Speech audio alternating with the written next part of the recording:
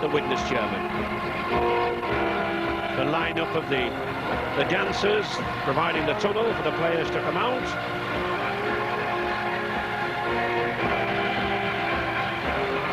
Phil Larder on the right-hand side there, his first season as a club coach. And John Money in his fourth season at Central Park. And in chatting together, best of friends. A friendly final, great rivals on the field, but great friendships off it. Doesn't Jim Mills look very serious there on the right there, the widnes chairman. Great player in his day, rough, tough customer. And Wigan!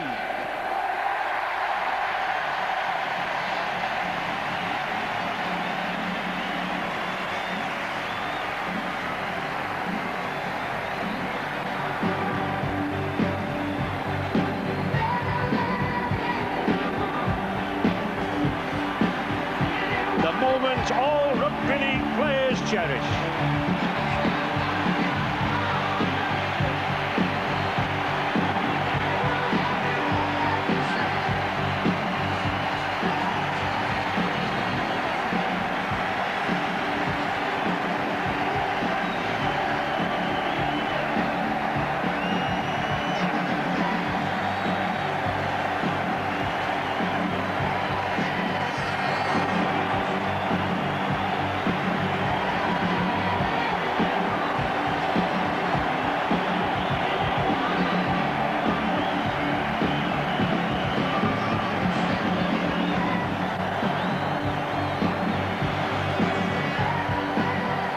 Welcoming roar, the sound that all rugby league players like to hear, the step on this hallowed turf. Paul Hume, the widnes skipper, some like Kurt Sorensen wait 20 years to step on this turf, and other youngsters like 17 years old Andrew Farrer play just 3 matches and then appear here. Studious Darren Wright and Jonathan Davis there, Frano Botica, Sean Edwards, his 8th appearance. Martin Dermott and Andy Platt, experienced forwards.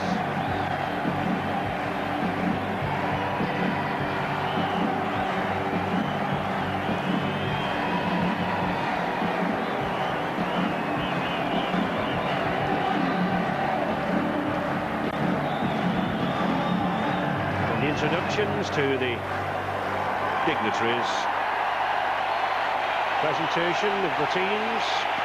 The Right Honourable, the Earl of Derby, Dean Bell, experienced skipper, inspiration to this wonderful Wigan side. Many ex-Wigan players abroad there, like Brian Nordgren in New Zealand, Trevor Lake in South Africa, will be watching this broadcast, as I suppose will John Dorhay, the new Wigan coaches from next season up there in Newcastle in New South Wales. The Earl of Derby being greeted there by Jack Robinson, an antiques dealer who's really assembled a few bargains here. Dean Bell, the skipper. Stevie Hampson, young teenager. Jason Robinson, 18 years of age. Billy Wiz, as he's known after the comic figure. And the very experienced Joe Lydon. Andrew Farrer from Canterbury Bankstown in Australia. Martin O'Fire, last season's Lance Todd Trophy winner. The Wigan fans will be looking for a try or two from him, and a goal or two from that Kiwi, Frano Botica. Sean Edwards, the midfield man. Kelvin Skerritt. Martin Dermott and Andy Platt. Jenny Spets be looking for a few breaks out wide. The Earl of Derby, great knowledge of the game of rugby league. His family associated with rugby league for well over 60 years. And Sam Panaper at the end there, the Kiwi utility back. Ideal substitute, can play anywhere. And Andrew Farrell, 17 years of age. One of the under-18 academy players at Wigan. The skipper.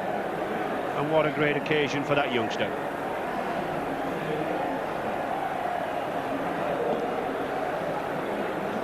Across to Jim Mills, the widnes chairman. Phil Larder a great feather in his cap in his first season as coach at Wembley. Paul Hume, loose forward, youngster, McCurry. Julian O'Neill, 12,000 miles from Brisbane. Brisbane Broncos, flew in this week, played earlier in the season for Widnes. And David Hume, Asini Faimalo, the Kiwi from the Upper Hutt Club in Wellington. Richie Ayres, Harvey Howard, the tough prop forward, and even tougher prop forward Kurt Sorensen. Little nugget as half-back Bobby Goulding. Good half-back combination, these two. And Jonathan Davis, pure pace and skill. David Myers here before with Wigan. And the two lads with injury doubts this week, Darren Wright and the big tall centre, Andy Courier. Possibly the Earl of Derby just asking how his disc trouble is. John Devereux, the powerful Welshman, and Stuart Spruce. And Jim Mills looks even more relaxed than the referee, the youngest in the history of Wembley, Russell Smith of Castleford, and the two-touch judges, Jackie Beach from Whitehaven and Ken Spencer from Middlewich.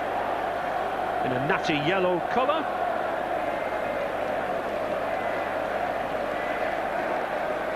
Bob Ashby just having a word with the two-touch judges.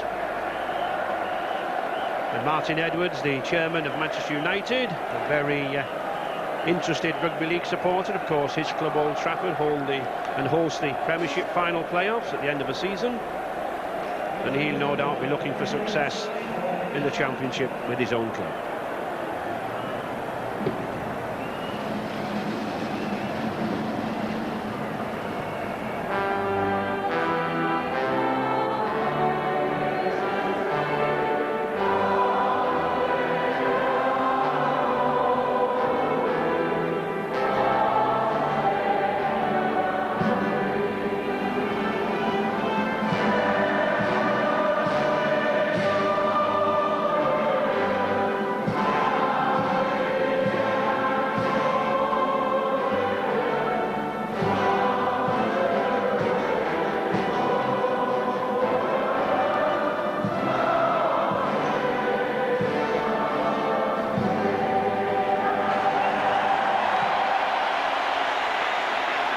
Teams now to be introduced to the 78,000 crowd. Let's meet the teams. We'll start with the cup holders, Wigan. At number 1, Steve Hampson. Hampson happily recovered from a calf strain injury. Number 2, Jason Robinson. Robinson, one of the few Wigan players without a winner's medal. The youngster, 18 years of age. Number 3, Joe Lydon. And Joe Lydon, vastly experienced, scored in all 5 of his previous Challenge Cup appearances. Number 4, Andrew Farrer. And another experienced man, a winner's medal with Canterbury Bankstown in the grand final in Australia, looking for a double here this afternoon. Andrew Farrer. Number 5, Martin Offiah. Just listen to those cheers and the boos, depending where you come from. He warmed up with 5 tries against Warrington last weekend. Martin Offiah. Number 6, Brano Botica. World Rugby League's most prolific point scorer, Brano Botica, the ex-All Black. Number 7, Sean Edwards. His midfield partner, the bookmakers' favourite, 11-2 to win the Man of the Match award, Sean Edwards. Number 8, Kelvin Skerritt. Only had 40 minutes rugby in the past month. This warm day will test him, but a powerful Great Britain prop forward. Number 9, Martin Dermott. In his 4th consecutive final, played here for Great Britain as well. Number 10, Andy Platt. And a Great Britain skipper this year, a momentous season for Andy Platt. Number 11, Dennis Betts. Dennis Betts, Wembley, suits his pace, 65 tries in his short Number career 12, with Wigan. Phil Clark. And Phil Clark, his partner, just 21 years of age and yet already 21 test caps. Number 13, Dean Bell. And the man they call Mean Dean in Wigan. Very hard, very tough loose forward. Inspirational skipper. Number 14, Sam Panapa. Sam Panapa, Kiwi test player, able to appear in the backs and the forwards. And number 15, Andrew Farrell. One very strong forward, 17 years of age. His fourth full outing in the Wigan colours. And now let's meet the witness side, starting with number 1, Stuart Spruce. And Stuart Spruce, battle to overcome a leg injury this week. Looks to be fit, looks Number fine, 2, ready for the game. Deborah. The powerful Welshman, Widnes top try scorer for the past 2 seasons. In fine Number form 3, of the wing. Andy Perrier. Plenty of pace inside Deborah. Always capable of a long-distance try, Courier. Number 4, Darren Wright. Great Britain tourist 4 seasons ago. Cultured centre. Number 5, David Myers. 2 tries in the semi-final with Leeds and an appearance here with Wigan. Number 6, Jonathan Davies. The big occasion player, Welsh skipper at both League and Union, looking for a big match. Number 7, Bobby Goulding. And the man to feed him around the base of that scrum. Twice a finalist here with Wigan, and still only 21. Number 8, Kurt Sorensen. And at the other end of the age scale, 37 years old Kurt Sorensen. Started as a 15-year-old. Number 9, his first ever appearance. Paul Hume. Paul Hume, 10 seasons at Norton Park, 250 appearances for Number Widnes. 10, Harvey Howard. A rough, tough prop forward, but once a centre, once a wing, an extra yard of pace. Harvey Howard. Number 11, Richard Ayres. Richie Ayres, a local lad from the Widnes Tigers Club. Great Britain international second row. Number 12, Esine Pimelo. And a Kiwi second row, very, very fast, from the Upper Hutt Club in Wellington. Number 13, David Hume. And the only survivor from Widnes last Wembley dates, 1984, David Hume. Number 14, Julian O'Neill. And Wembley means something when you fly 12,000 miles from Brisbane, as this 19 years old lad has number done. 15, Julian O'Neill. Steve McCurry. And a little nearer home from Cumbria, Steve McCurry.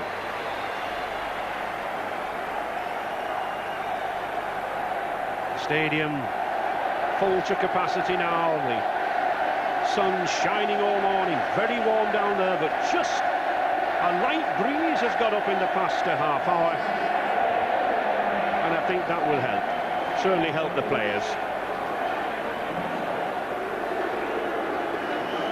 Waiting for the referee, Russell Smith.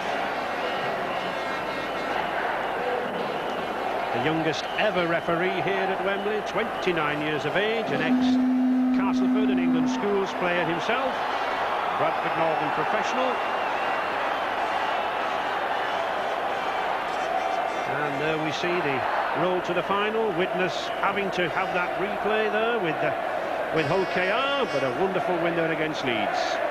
Tougher semi-final for Wigan there against Bradford Northern. And what an escape for Wigan at that Halifax 18-19. And the 2 skippers, the 2 loose forwards. So far took, well, number 9 there, Paul Hume, was a loose forward, now a converted hooker. Once a scrum half, utility man, Dean Bell, once a centre, now a loose forward. Both like to lead from the front. Bell, very experienced here at Wembley, picked up the trophy last season. Only 2 years as a Grade 1 official, Mr. Russell Smith. Meteoric rise, but he knows this game inside out. An ex-professional player with Bradford Northern.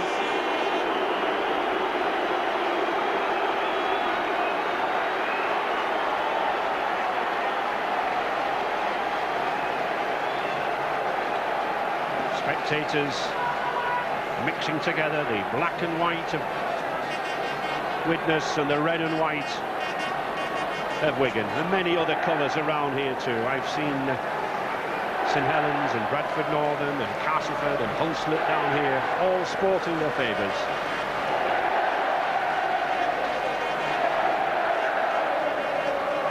Widnes injuries in midweek to Devereux, Courier, Rout and Sorensen have cleared up. But the next bruising 80 minutes, I think, will test whether they've fully cleared up. Davidson, Goulding, I think, the danger men.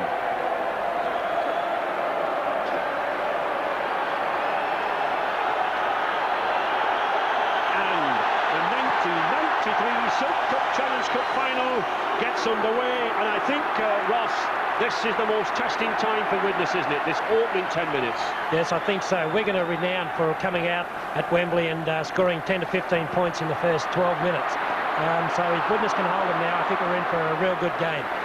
This side of Widnes, I think, is a strong one. It's got a lot of internationals in it. And I think it might be a different story today. And a penalty there from Russell Smith. He wants a very quick play of the ball. Referees instructed this season to make sure the tackled player is allowed to get up quickly. There we see David Hume, and there's holding Robinson down. Wigan, strong pack, testing out this Widnes defence. Sean Edwards. Good tackle there by Essini Faimalo. Clark.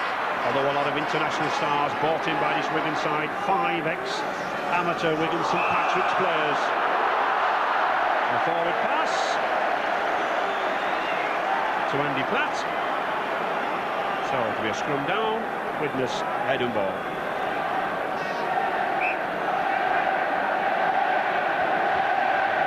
Yes, here it is here, Ray. Andy Platt is offside and the ball was held up and he received the ball in a flat position.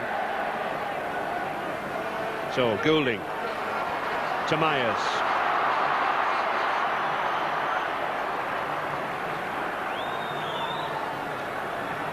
Oh, that was a bad knock. Perhaps a little nerves there from Andy Courier, but one wonders what was Andy Courier doing so near to the ruck to the play of the ball there. Possibly better advised to leave it to the forward. So that gives a chance to Wigan. Widnes, the heavier pack, but Wigan with the ball. Botica. Fire coming in from the wing. A speciality of a move by Wigan. They like to bring a fire into the middle. Farah.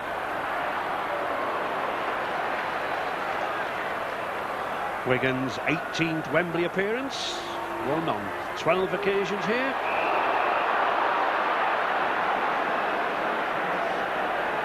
And Mr. Smith already having strong words there with Kurt Sorensen and Rich Years.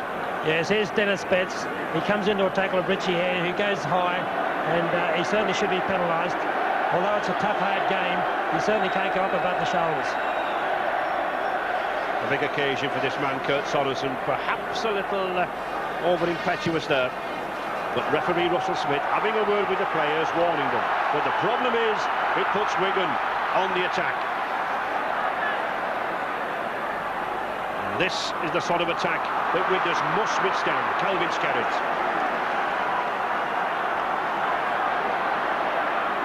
Botica to Platt.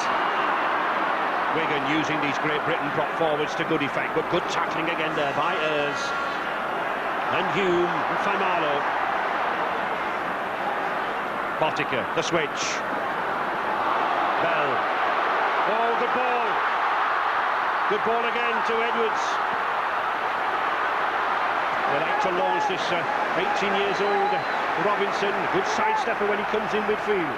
But Wigan still on the attack. Betts. Good defence here by Widnes. The testing 10 minutes.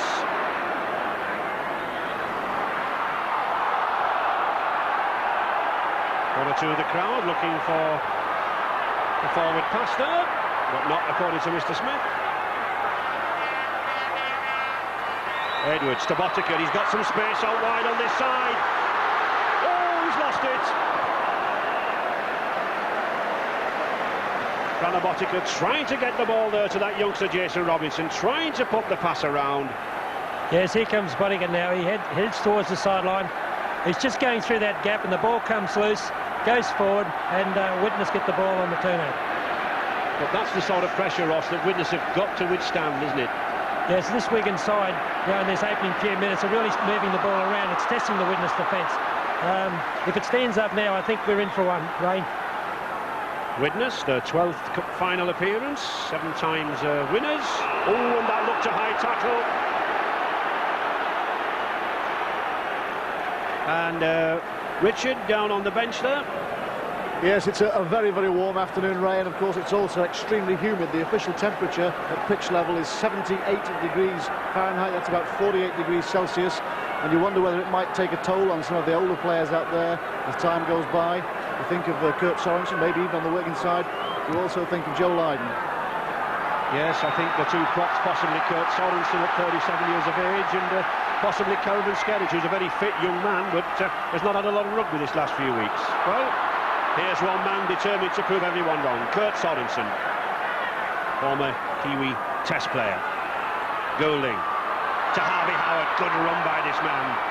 Possibly one of the young players of the season, this lad, Harvey Howard. Was a wingman. Richie Ayres. Widnes, plenty of speed in his back division. Darren Wright. Widnes using the two centres around to play the ball, Ross. Yes, I think the coach is aware of the heat out there, so he's bringing his centre men in early to take a bit of the pressure off his small forward, because they're going to have to do the work in defence. Yeah, they do have a weight advantage, the Widnes pack. It's Goulding. That's a good kick. Hampson's underneath it. Oh, he's lost it. Well picked up by Myers. It's back to 1. Good run by David Myers, former Wigan player. Wigan's turn to defend. Not often we see this in the early stages at Wembley. Sorensen again, looking for a powerful game. Could be his last game in his career. Thinking of retiring. Goulding, good run by Goulding. To Richie Ayres, going to the line. He's over, yes! And Richie Ayres is over for the first try of the afternoon. It was a sharp, short, darting run by Bobby Goulding. And that extra yard of pace from Richie Ayres. The Great Britain second row just took him over there. He had to reach out, but they all count. He's 14th this season, his most important one. And it's 4 points to 0 for Widnes. Yes, it's good work by Bobby Goulding here. He gets the ball, comes back to the blind side, steps inside the marker, goes in between two players, floats one out to Richie Ayres, who stops short of the line, but he hasn't grounded the ball, so his momentum and rolling over allows him a fair try. Here's Richie Ayres now, front on. You can see him, he's palmed off the winger. He's stopped his motion, but he rolls over and reaches across the line, which is a fair try. It's no double movement. I think bears out what Gary Schofield was saying with Steve Ryder earlier on, Ross, that Widnes are trying to move this ball around and run this Wigan side about. Yes, well, that's obvious why the centre's getting involved so early in the game. It's good to see Widnes come up with a try. We're so used to Wigan being in front at this stage, Ray. The Welshman, Jonathan Davis. 2 or 3 coach loads of his friends came up this morning. The kick, oh, it looks a beauty from Davis. It's straight between the posts. Wonderful kick there from Jonathan Davis. The Welshman who scored over 1,000 points in just 3 years since his arrival in Rugby League. 6 points to 0 after only 8 minutes. And here we see, it's Goulding the man who makes the half break, and that extra burst of pace, then the strength of a second row. It's a try.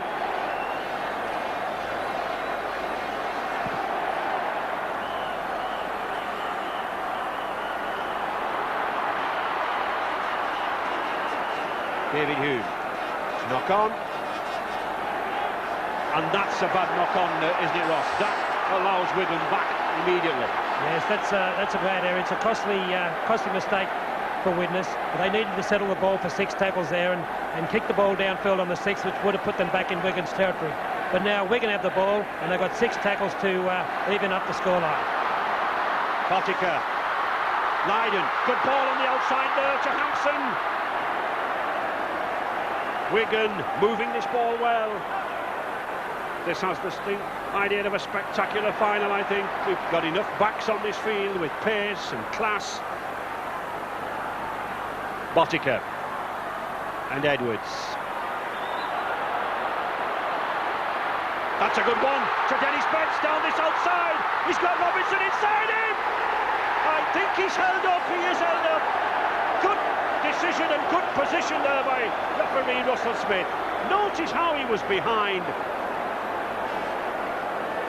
And that's the advantage of being a referee at 29 years of age. Yes, here comes Dennis Betts straight down the sideline. He uses the side really well, and he passes back inside to the winger, who heads for the line, puts it down, and because he's been held over, Ray, with the new rules, before the fifth tackle, Wigan get the head and feet. So, Wigan still pressed, trailing 6 points to 0. Joe Lydon. 78 degrees down there, very warm for the players. To Clark, looks for the dummy, scrambles over. Widnes desperate in defence here. Goulding races in, but misses the man, gives the overlap. Botica to Skerritt, going for that line. He's got Spruce to stop him, and Skerritt is in. Kelvin Skerritt is in. It all started when Bobby Goulding raced in. He missed Edwards, the overlap was given, and poor Stuart Spruce really had no chance stopping this 17-stone prop forward. Kelvin Skerritt, and Wigan ripped back straight away.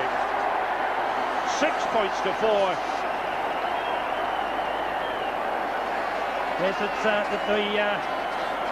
knock on earlier by Widnes has proved costly. You see Edwards here, he just stands around Bobby Goulding. Ball goes out into Botica. Botica sees a little gap. Skerritt goes through the hole, pushes away Courier, heads for the sideline. Spruce comes across. He's just too strong and powerful and goes over for a good front rower's try. There we see the man, strong, hard, pounding, 17 stone. Spruce takes him high. He tries to wrap around the ball, but he's just not big enough or strong enough to hold a man like Skerritt. Good try and a timely reply from Wigan. So, Frano Botica, the league's most prolific point scorer, looking for one more goal to equal Fred Griffiths, Wigan's record of 176 in the season, and he does. Frano Botica possibly not aware of equaling the record, but he does. 1958-59 when the South African Fred Griffiths, possibly watching this now in Perth in Australia, and Frano Botica equals that record.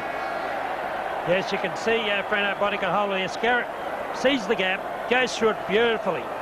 Wright just is not strong enough to hold him up. Skerritt pins his ears back, heads for the line. Spruce, no match for him, and over he goes. 5 test caps to his credit, Kelvin Skerritt.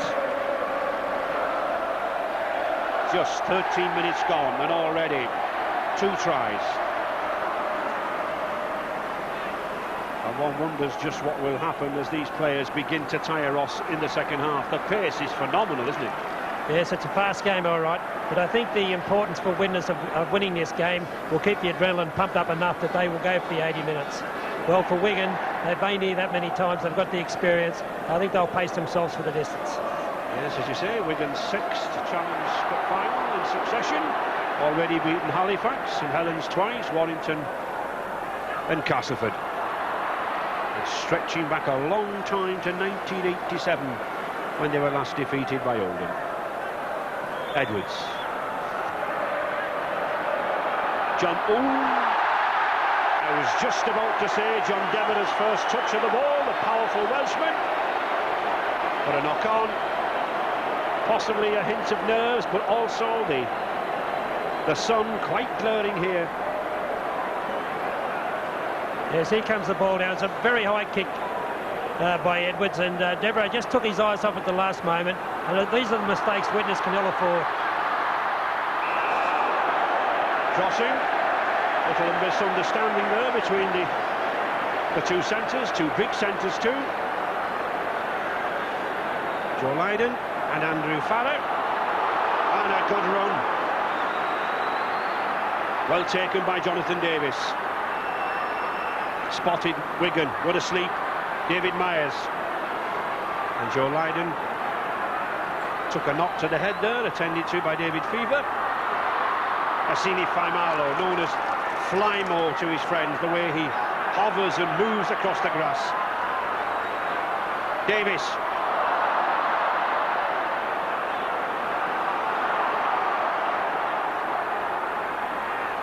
To Hume, looks for Richie Ayres. Widnes using Richie Ayres out wide here, but still pressing. The kick from Courier, and a good one. A good one. Switch kick from Andy Courier, keeps the pressure down here on Wigan. Good thinking there by the Great Britain centre.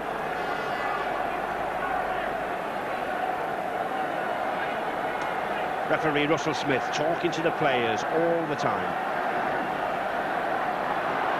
Edwards, great rivalry between Edwards and Goulding. Goulding signed by Wigan originally as a 16 years old, couldn't win his place. Good tackle by Davis. And I think, Richard, you have somebody down there of interest to us on the bench. Yes, right on the Widnes bench with the double rugby international Paul Moriarty, who's out with a fractured arm. Paul, great start for Widnes, but Wigan are like that, they bite back so quickly, don't they? Exactly, no, I think what we prepare ourselves for is a defensive kind of game. I think if we hold Wigan out, we know that we can score ourselves, so I think it's going to be crucial up till half time. I think if we can hold them out now, we're in with a much better chance, and obviously if they score again. Very hot, very humid. Does it suit either side particularly? Well, not really, they're two very good open footballing teams. The weather forecast said it was rain. I don't think we can see any of that today, so it all looks well for a good open game of rugby league. Thanks, Paul. One of Joe Lydon now back, and Paul Moriarty, one of 3 Welshmen in the Widnes squad. Nothing like the 13 Welshmen we had on this pitch back in 47 when Bradford made Leeds. Great history of Welshmen in this final. But Widnes now surging forward. Faimalo, the Kiwi, has the speed of a centre. This lad.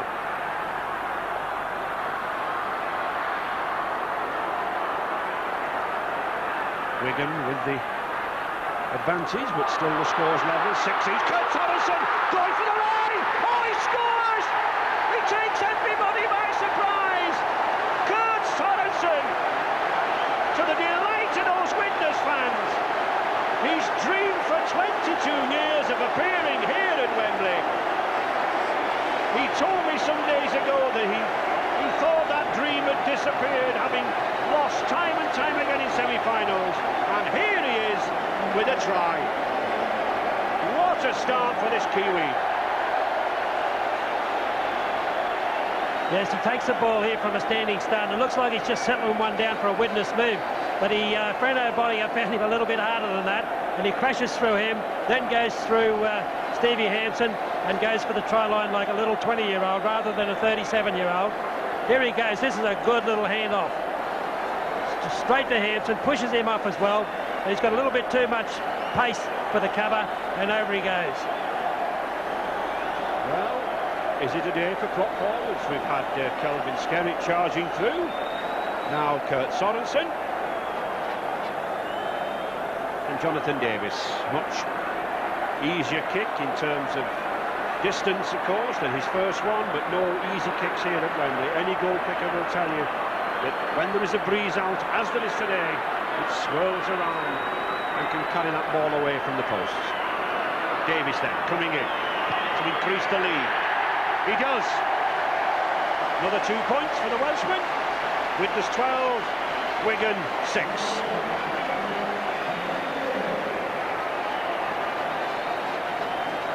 Just 18 minutes gone.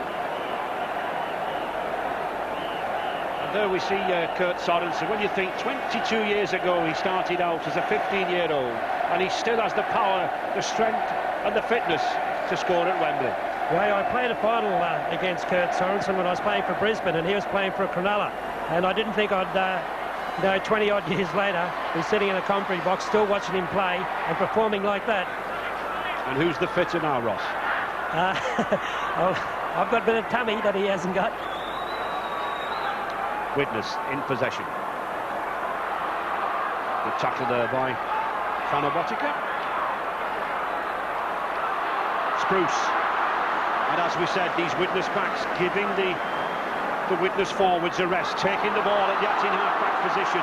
Good run there by Paul Hume, the 5th tackle. To Goulding. Oh! Bobby Goulding was going through the motions of the kick before he'd even caught the ball. So the handover on the 5th tackle. Good run, O'Fire, his first real threat. Can he take Devereux outside? Puts the kick in. Put the ball into touch. And John Devereux pushes O'Fire. He disappears through the advertising hoardings. No love lost between those two competitors. Yes, here it is here. Martin O'Fire puts a boot to the ball, and I think Devereux was in the motions of taking Martin O'Fire over the sideline as he kicked it. The referee has judged it to be a fair tackle and hasn't awarded a penalty, although Martin O'Fire is injured as he crashed through the awnings. Martin O'Fire, 31 tries this season, had a lot of injuries though, a couple of shoulder problems, hamstring problems, but lethal finisher down that left wing. Here he is, the pace. Knew he couldn't get round Devereux, and straight through the hoardings. It's a rough game, is rugby league. Yes, I think that just showed the pace that Devereux's got, because on most occasions Martin O'Fire would have had enough pace to go down that sideline. John Devereux himself been injured this last week, suffering with shoulder bruising. That's a good run by David Hume. Hume, the only survivor from Widnes's '84 final, and John Money at the back there. The Wigan coach, Bobby Goulding. Tough, strong, nuggety scrum half. Harvey Howard. Again, another of the Widnes forwards with that extra yard of pace. Once a winger in his rugby union days. Faimalo, one who really can run. Had a season with Balmain in Australia, this lad from Western Samoa. To Davis. Beats Platt easily. And keeps the kick low. I think keeping the kick deliberately low, because Hampson, one of the finest catches of them all, would easily pick those off. Bell.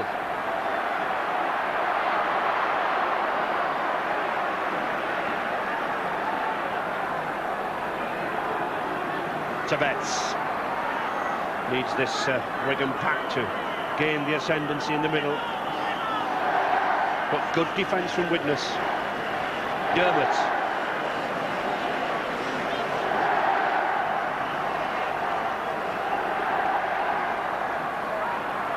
Wigan again trying to get this ball out to O'Fire. No way through. Oh, well, Steve Hampson, a missed kick, Ross, but he managed to get hold of it, didn't he? Well, the idea was to get to the other side of the defensive line, and he managed to do that okay, but it wasn't what he meant to do, I think. Edwards.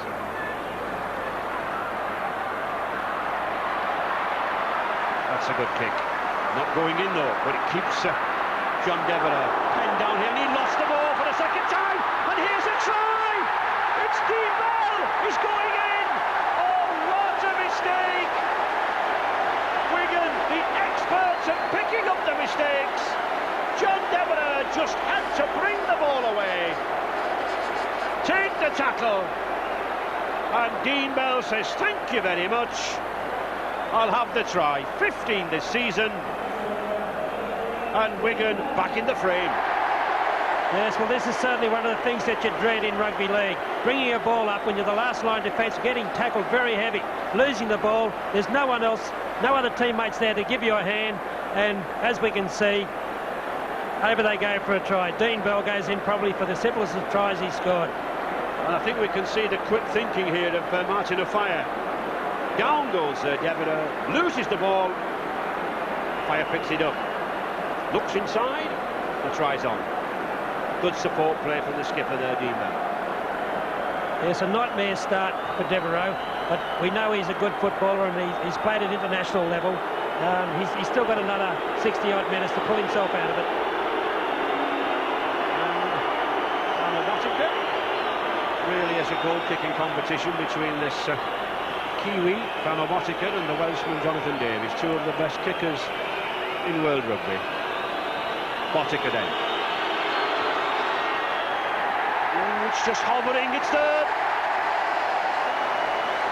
Just hovers over that crossbar, but they all count. 25 minutes gone, all square. Widnes 12, Wigan 12. Some superb rugby, quality tries, and mistakes like this, Ross. Yes, it's certainly Widnes are letting themselves down by their mistakes. See Martin Afire pick this loose ball up, and there's just no Widnes defence there because Devereaux was fielding a kick, and when you do that, you've got to make sure you do it in a safe way. You know, he should have just gone up there, taken the tackle as easy way, and give his team a chance to get back to form a line. Former New Zealand Test skipper, Dean Bell. He'll be an interested observer when the Great Britain-New Zealand first Test match is here at Wembley on October the 16th.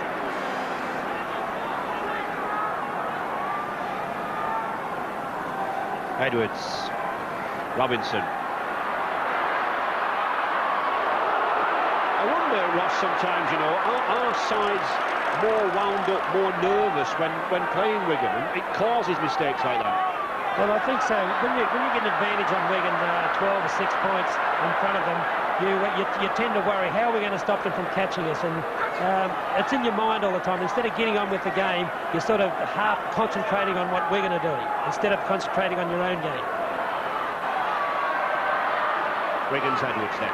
Sean Edwards trying to gain the midfield ascendancy, but Widnes playing a very, very narrow defence. Players crowded in the middle, forcing Wigan back inside. David Myers picked up a try for Wigan against St Helens in the Wembley of 91, and substitutes Julie O'Neill looks to be coming on the field. Darren Wright. Widnes moving this ball well now. David Hume. And there he is, the Brisbane Broncos lad, in sparkling try-scoring form in Australia. Davis. Oh, it's a chase again! Stuart Spruce is there. And Ross, there is a casual look about this Widnes side in possession, isn't there? Well, they had plenty of time to kick that ball in, and Davis just sort of strolled up to the defence, and of course Wigan, being the professionals they are, they play football all the time. They don't relax at all, and I think Widnes are starting to suffer by it. Myers.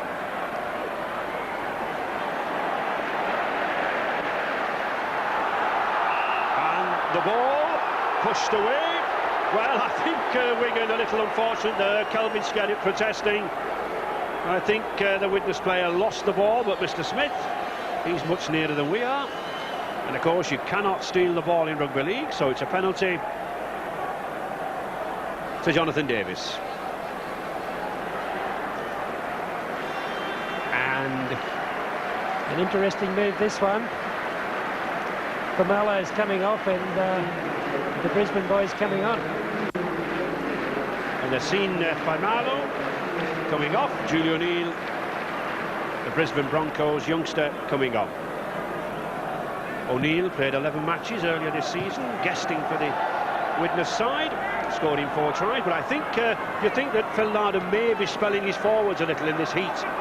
Yes, I think so. This second half, as you mentioned earlier, Ray, is going to be a very testing time, and that Wigan pack is all internationals, so the Widnes boys have all got to be fresh and at their best all the time. Widnes and Wigan contested the 84 final. Widnes beating Wigan by 19 points to 6 then. And Wigan's Joe Lydon picking up the 2 match-winning tries. Davis. To O'Neill. Good ball from O'Neill to Darren Wright.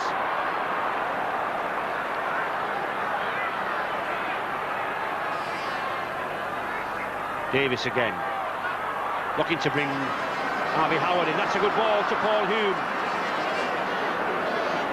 And the 5th tackle. Goulding looking for the kick. Can't get the kick in. He does. Had a good one too. Long and low from this little scrum half, Bobby Goulding. An 80,000 buy from Leeds, and already substitute Sam Panapa, the Kiwi, to come on. Pretty sure here that the two coaches, John Morley and Phil Larder, using the players. It's a 15-man game with temperatures hovering around the 80s. You need to do that. And Joe Lydon coming up. Well, he took a heavy knock early on, Ross, didn't he? Yes, when him and Andrew Farrar crossed, I think they also clashed heads in the tackle, and Lydon's been suffering since then. You'd see he's very slow getting around the field. Robinson. Very strong upper body strength, this lad. Practices and works a lot on the weights. Former Hunslet Parkside amateur. Solid tackle on Belder from Darren Wright, and Andrew Farrar pushes right out of the way to get the fire into the action. Can't get the ball away. Good cover back by Andy Courier. A smile from Fire. Skerritt.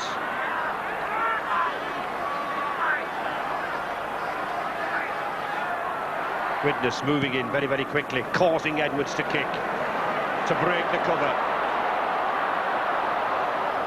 Spruce will have to play it. He cannot be tackled behind that dead ball line, otherwise it's a dropout.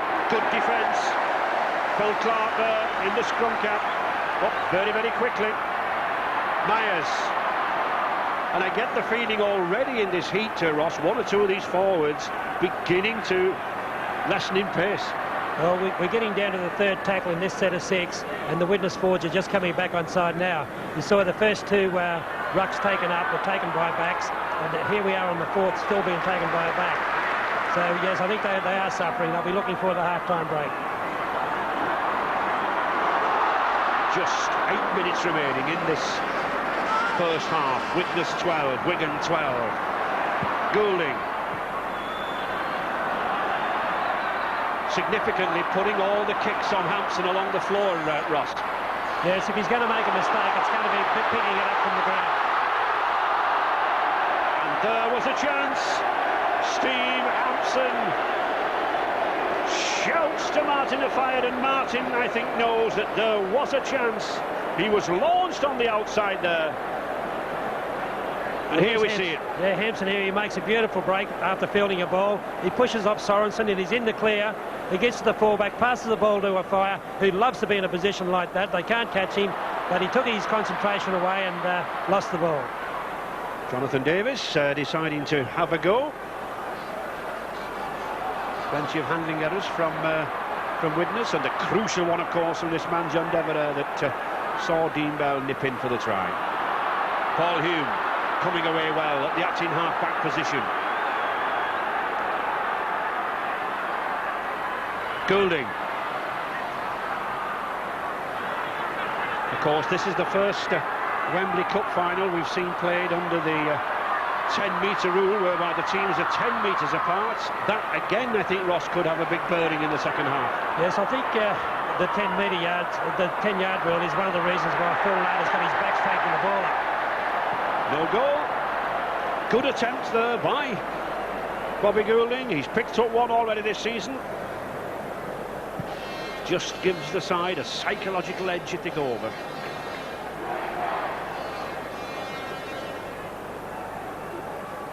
Bell.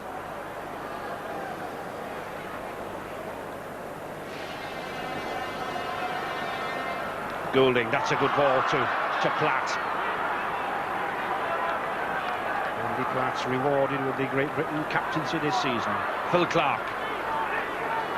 And Richard on the bench. Edwards.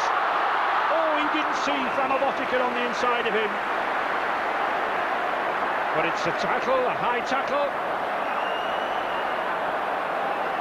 A high tackle by Paul Hume on Sean Edwards. Yes, Edwards has made a good little break straight down the middle of the field. Hume comes in and takes him high. It's probably a little bit doubtful whether it deserved a penalty, but the referee has judged it to be high, and that's just the way it goes. I think possibly not Paul Hume penalised, but possibly the intent of Bobby Goulding, who was coming in rather high. The referee seemed to have a word with him, but it's a kickable chance, I think, from Fano Botica.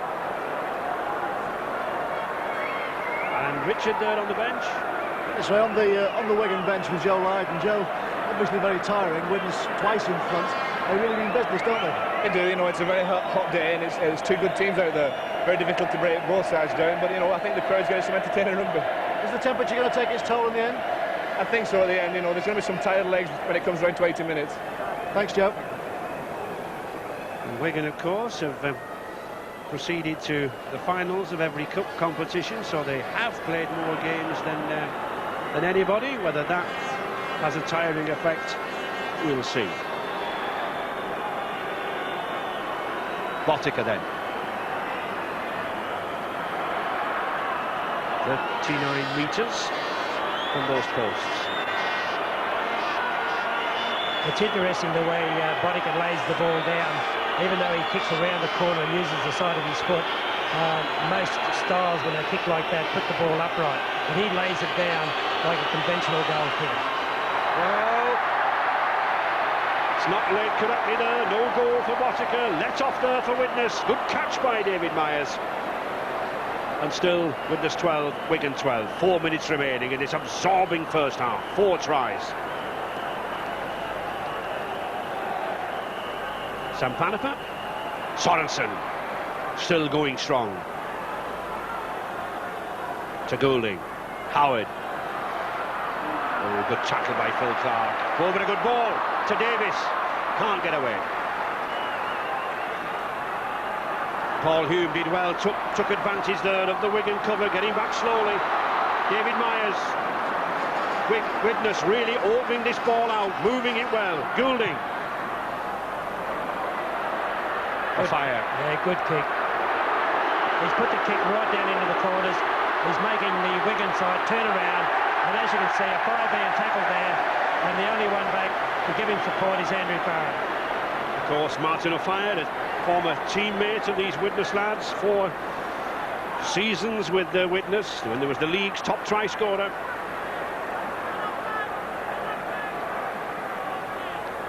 Dermott, Skerritt.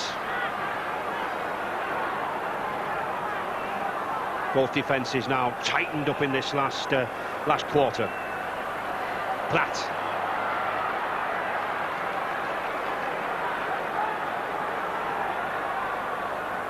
Edwards. Oh, that was... who's got it off the ball there? Tackle. It was against Jonathan Davis. He went into Sean Edwards rather high. But I think Sean Edwards will be okay. Touch judge, Mr. Spencer, spotted it.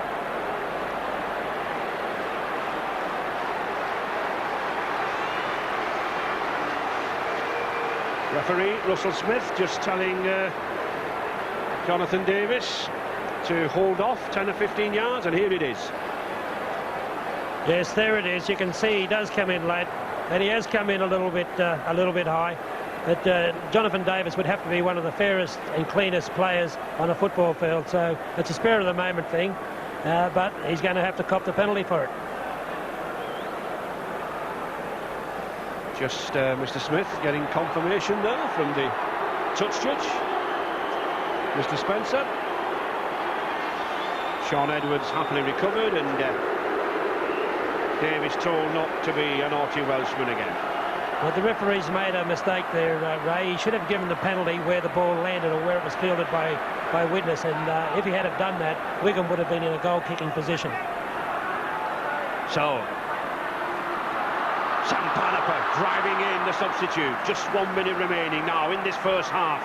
Wigan looking to go into the lead. Calvin Skerritt, the try scorer. Widnes moving back. Just a little slower in defence now. Edwards looks for Betts, finds him. Probably Dennis Betts a little too close to play the ball to use his speed. Edwards, Clark, surging run from the loose forward. Widnes survived the 5 tackles. Can they survive the 6th? In the last minute of this half, Edwards, good grubber kick, well picked up by Devereux. Well read by John Devereux. Yes, that'll be good for his confidence. That was a hard ball to field, and he's picked it up and he got away with it and he took the tackle. So I think this second half probably will be Devereux's turn to show a bit of skill. The penalty against Martin Dermott.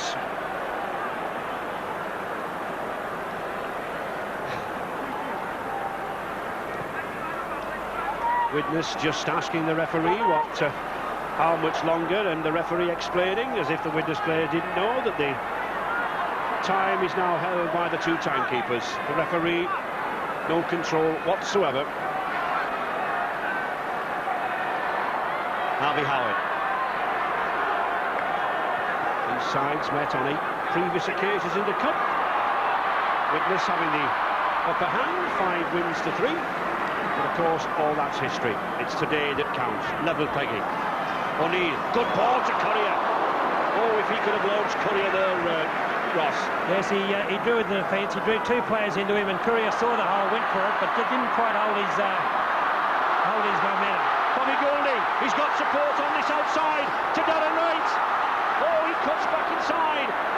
O'Neill again, having a good impact. Is it too hard? It is. A little bit too hard there for number 5, David Myers, but a good intervention by this lad, Julian O'Neill.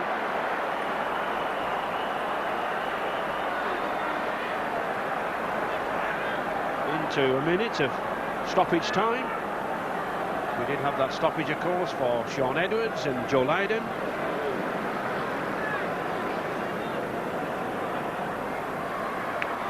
Wigan content to play down this blind side. Dennis Betts.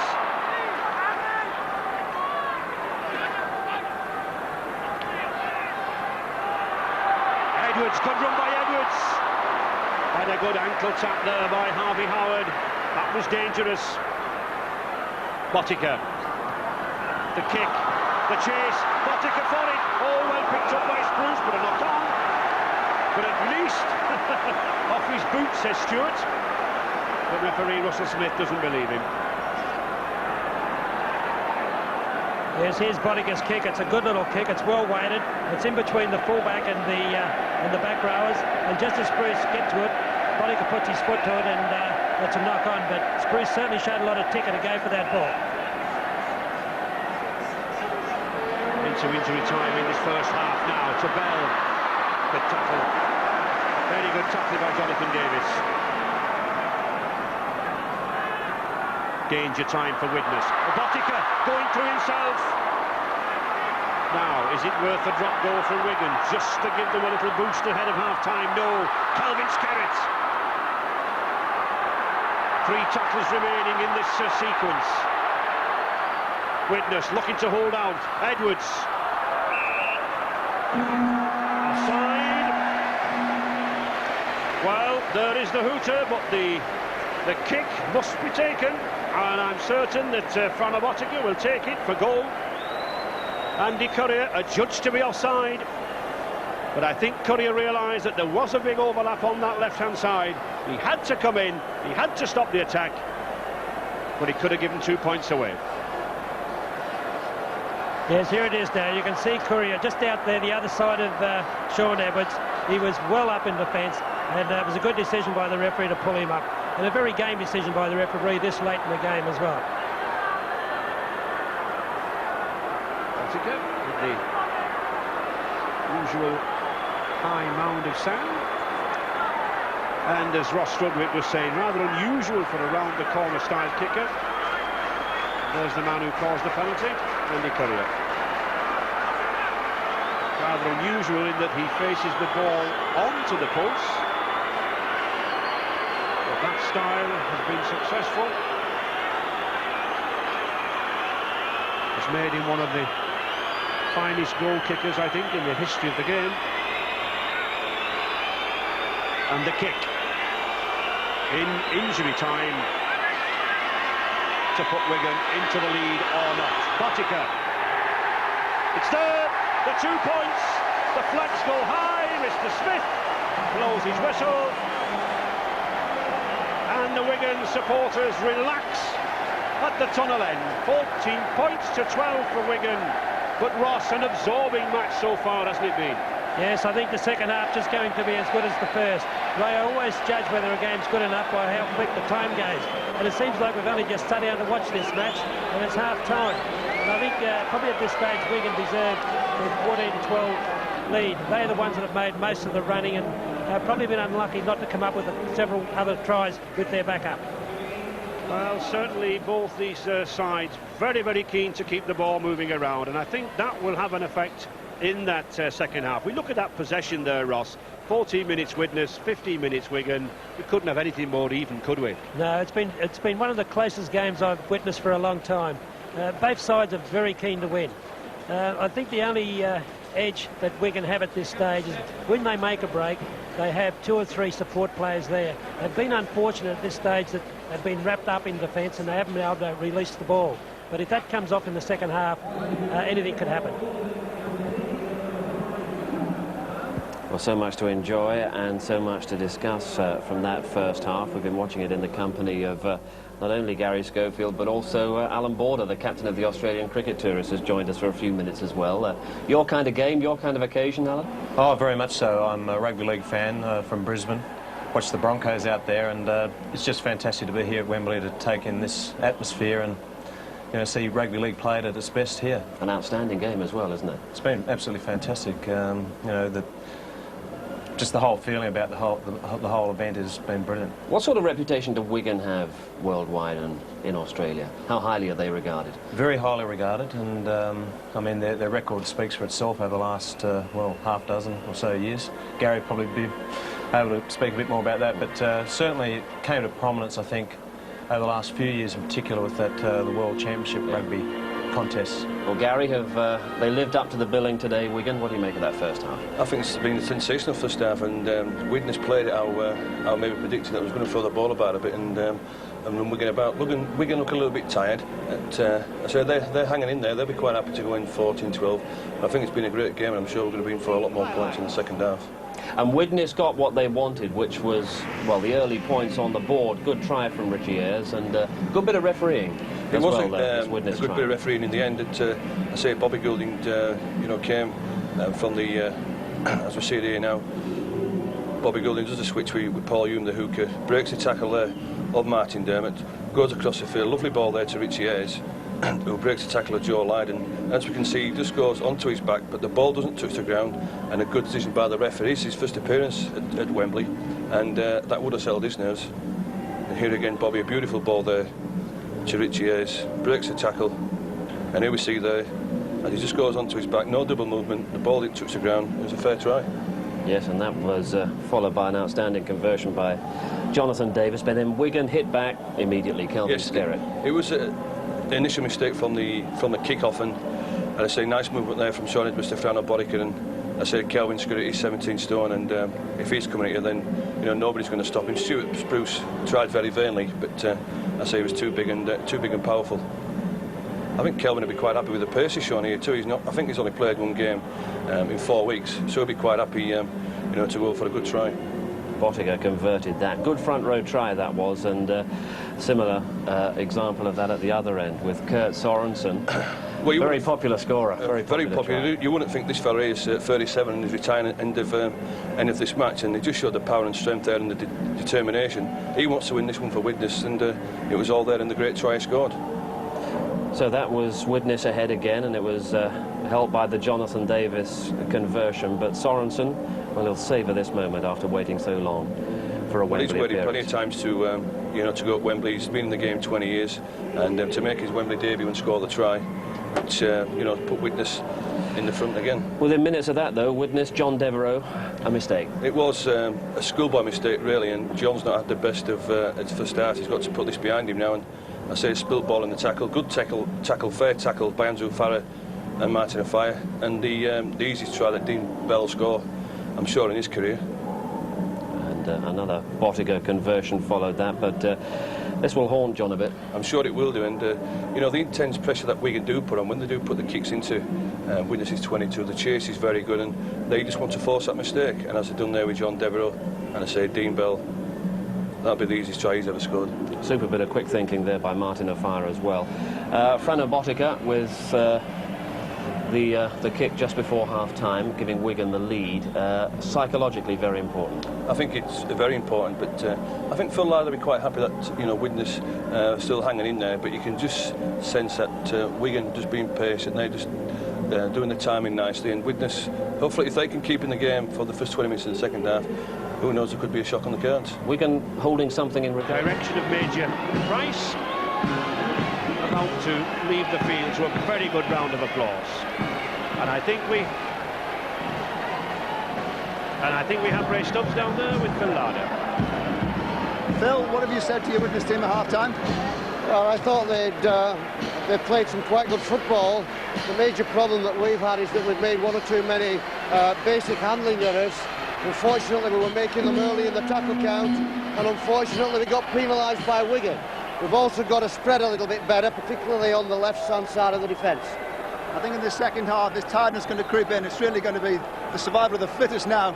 Well, I think so. That was the reason why I brought Senny off. I thought Senny was having a big game, but our props are likely to blow up, so I've got to rest them throughout the game.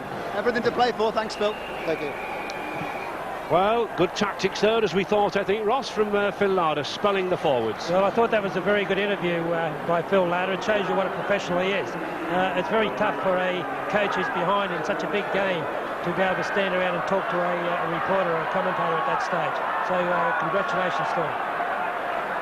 And he certainly knew what he was doing with Sorensen, Faimalo taking it in turns. 14 points to 12 then for Wigan, and I think we're in for a high score in second half as the players begin to tire, the sun begins to take its toll, and the gaps appear.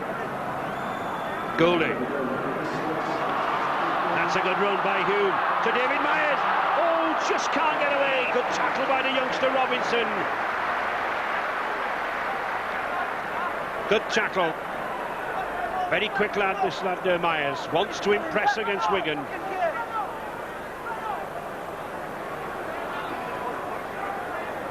And Richard down there on the bench. Yes, Ray, there are 77,684 people. That's the official attendance here at Wembley this afternoon. And if the match stays like this, so finely poised, there won't be a soul leaving early. Just one word about Kurt Sorensen, a word of encouragement for the Widnes supporters. Kurt Sorensen on the bench at the moment, but there's nothing particularly wrong with him. He's just being rested, and no doubt we'll go back into the action later. And Assini Faimalo back on, as Phil Larder indicated. Farah. There is number 12, Faimalo. Good ball from Farah to Betts. Good run by Betts now then. Has Betts got the pace? No, the ankle tap again. But that's the glimpse of the speed, and there is Kurt Sorensen, the wet towel over his head, cooling down. But Wigan starting off. The pace, oh, it's a try! Wigan are in, Sam Panipert, the Kiwi combination. Guy Bell and Sam Panipert combine. Panipert's in. What a day for this Kiwi. 12 months ago, his contract was up at Central Park. He was on his way home to Auckland. A sudden change of heart by coach John Money, and Sam Panipert was snapped up again for another 12 months. And there's his reward. Yes, you can see it here. We're going to come out very strong again this second half. Dean Bell busts through a tackle, releases that ball there, and Panapa's going over. And that was what I was talking about just before half-time. In the first half, Wigan were making these breaks, but the ball was being wrapped up. They would have wrapped Dean Bell up there, but being able to get it away like he did then, the support plays there, and Panapa goes over for a try. Yes, Wigan have a habit of hitting aside hard after half-time. I saw them put 2 tries past Castleford in a championship game not a fortnight ago, just after half-time to clinch the championship. Are they doing the same here as Botica's goal sails through the posts, and he continues to write his name into the record books at Wigan for the most goals and the most points in a season. Wigan now suddenly moving away. Just 3 minutes gone in the second half. 20 points to 12. As you can see, Edwards take the ball across there. There's a hole for Bell to go through, and as he's wrapped up, He releases the ball to Panaba, who goes over for a well-deserved try because he has been playing well. That's good support play by Sam Panaba.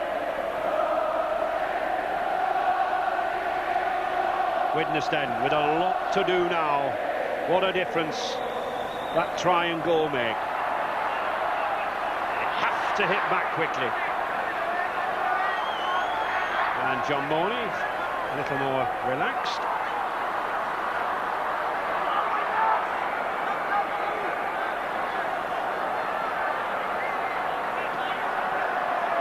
Andy Platt never shirks the hard work and appetite for graft. Number 10, the Great Britain skipper, Andy Platt. Botica, good switch, good driving run.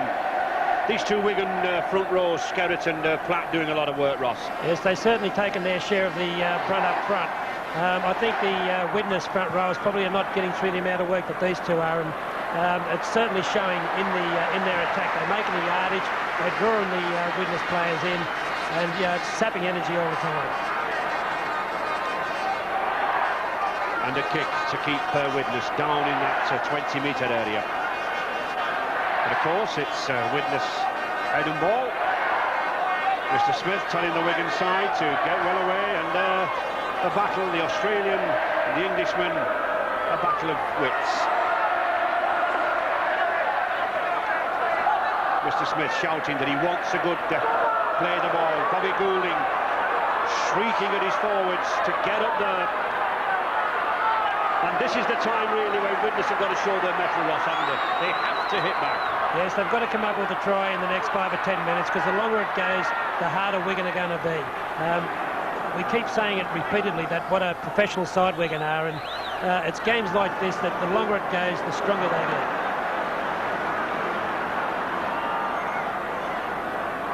Goulding. That's a tester. For Robinson, it beats him. And the question is, did it catch his foot, and will it be head and ball for Widnes? No. Not according to the touch judge, Mr. Spencer. If the ball had touched Robinson's foot and gone into touch, then it would have been the Widnes head and ball on the attack. Every scrum, of course, gone with the head. Robinson coming to the stand-off position. Great Britain on the 21 player. Bell coming more and more into the game, Dean Bell, the skipper. Yes, he's a very strong player, and he leads by example, and I've seen a lot in the past where Wigan have been in trouble, and Dean Bell will just pull something out of the box, and away it goes. And just look at that surging run there by Phil Clark. Tremendous pace in this Wigan second row. Betts and Clark. Wigan moving it about, throwing everything at Widnes here. They want this game won in this opening 10 minutes of the second half. The Widnes hanging in here. Good ball from Edwards to Botica. He's lost it. And Davis is coming away. No, just couldn't get away. The gap closed. Good tackle by Sean Edwards. Myers. This is better from Widnes now. To Goulding. Well, it looks as if one or two of these Widnes forwards not quite up on the line there. The heat taking its toll. Darren Wright can't get the ball away. But Widnes moving, and that's a penalty. Now then, is it worth going for goal or putting it to the corners? Possibly, I think, worth going for goal at this stage, Ross. Yes, I'd be going for goal. They're only 8 points out of it. They need to score twice, and whether it's a goal, 2 goals or 4 goals, they need to keep the score rolling. And there we see Martin Dermott pushing Darren Wright down. So he is going for goal. I think a sensible decision, because of course Widnes trailing by that 8-point margin, 20 points to 12.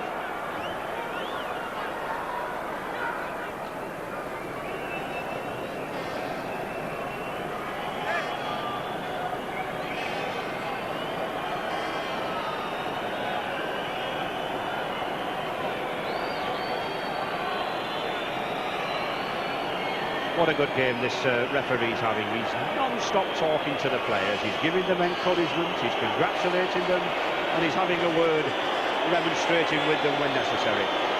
First-class match.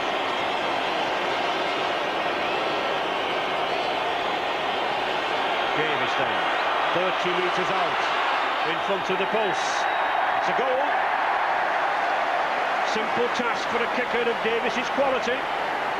2 more points, 20 points to 14. Fresh heart for Widnes, Ross.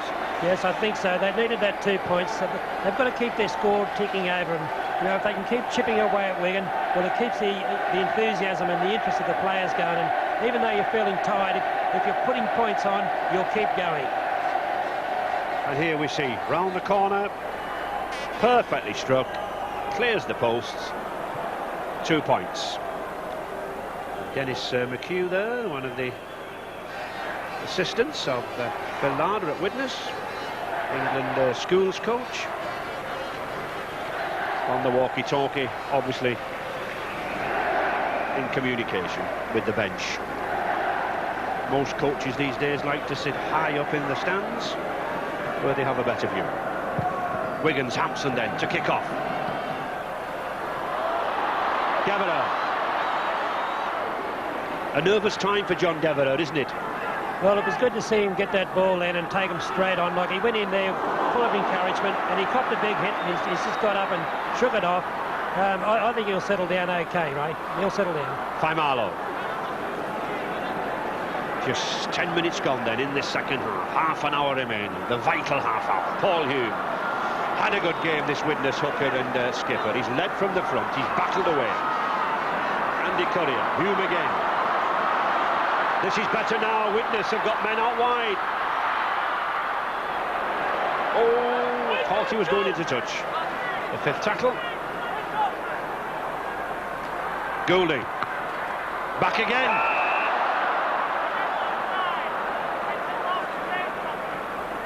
Well, accidentally offside. And the changeover, of course, so it's the handover. Goulding re-caught the ball, but it ricocheted off a Widnes player, accidental offside, and so the possession turned over to Wigan. Unfortunate there for Goulding. It was. The Wigan defence was up fairly shallow, so a kick down to the corners would have had to turn them around. It was unfortunate that one of his players have gone through to give him, shield him from the defence, and the ball struck him on the back. Sampanapa. Player, this man, Sampanapa. He can play in the centre, he's played at stand-off, wing, second row, loose forward, an all-purpose modern rugby league player. Edwards to Bell. Dean Bell likes to come in on these cutting inside runs. And a knock there to Paul Hume. Dermot.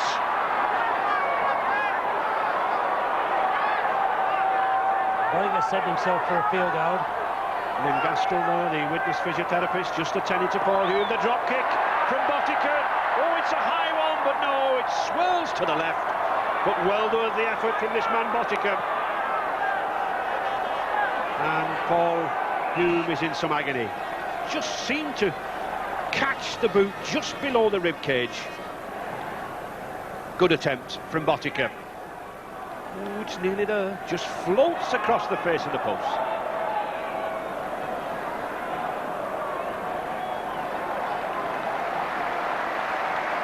Yes, there's the tackle there. You can see just a kick out by the player trying to regain his feet, and I'd say he's probably got a few sprig marks up against his rib cage. Hurts a little bit, but once the initial pain goes away, he won't feel it till he wakes up in the morning. But he will feel it when he wakes up, Ross. He certainly will. Very painful. David Hume then. So Richie has not managed to escape the clutches of those cherry and white tacklers since that opening try. Currier. No gaps in this Wigan defence. Very solid, very sound. Wigan coach John Money, of course, an expert on defensive situations, formations and lineups. Robinson. Good tackle by Devereux.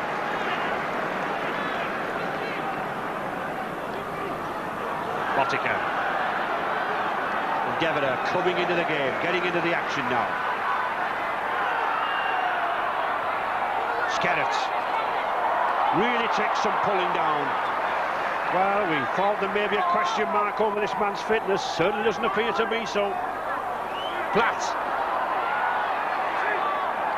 Yes, we're going to just hit one big man up in Skerritt, and then they just turn the ball the other way across the field, and they've got their other big man coming. Good ball. Oh, now wide. Oh, good run by Bell. Can't get it away. Good cover there by Bobby Goulding. Very good cover.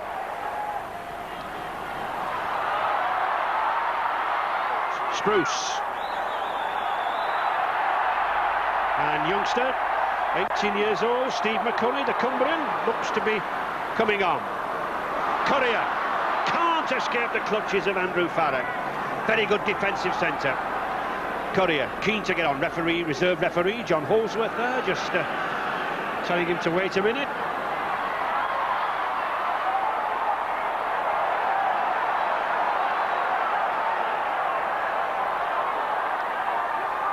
Good ball.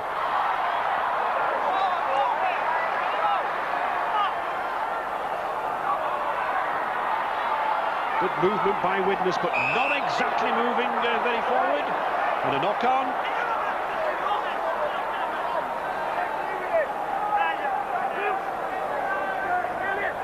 And Steve McCurry, the youngster from the Hensingham Amateur Club up there in Cumbria, looking to come on. And it's Andy Courier to come off. Andy Courier with disc trouble all week, only passed a fitness test yesterday morning. And also Andrew Farrell coming on for Kelvin Skerritt.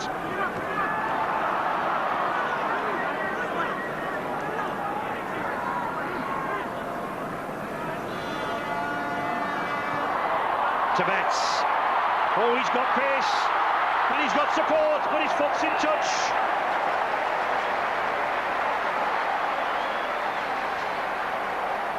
And there we see Andrew Farrell, 17 years old. Yes, you see Dennis Betts here. He makes a good run down the sideline, shows the ball, and it's a good diving tackle from Darren Wright to actually pick him up. He's a big man, Betts, and he takes him stopping it when he's fully mobile.